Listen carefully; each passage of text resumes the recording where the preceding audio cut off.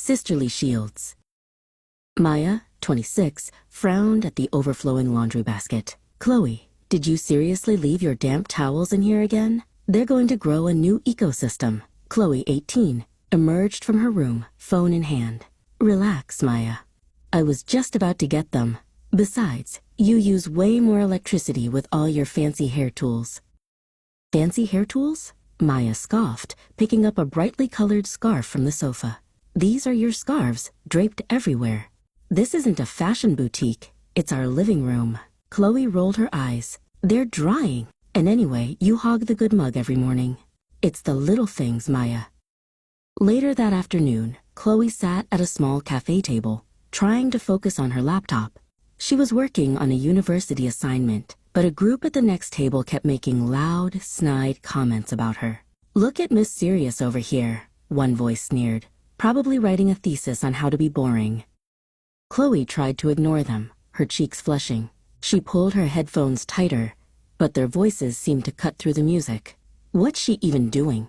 Probably just pretending to be busy to look important. Another voice chimed in, louder this time, followed by more laughter.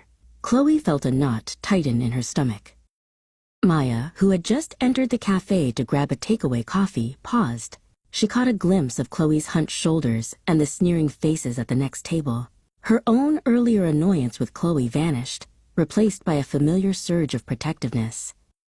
Without a word, Maya walked over to Chloe's table. She didn't look at Chloe, but instead turned her gaze directly to the group of bullies.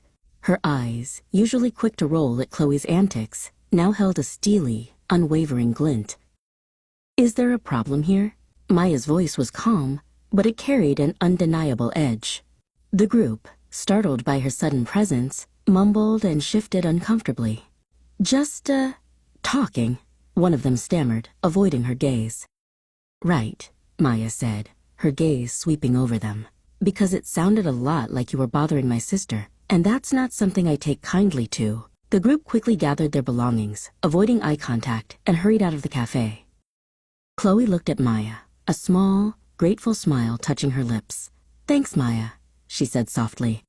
Maya gave a slight shrug, a hint of her usual exasperation returning. Honestly, Chloe, you attract trouble like a magnet. Can't you just ignore them?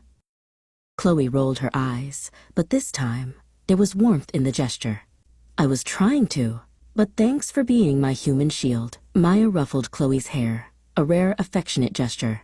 Just try not to get into any more thesis on boring situations, okay?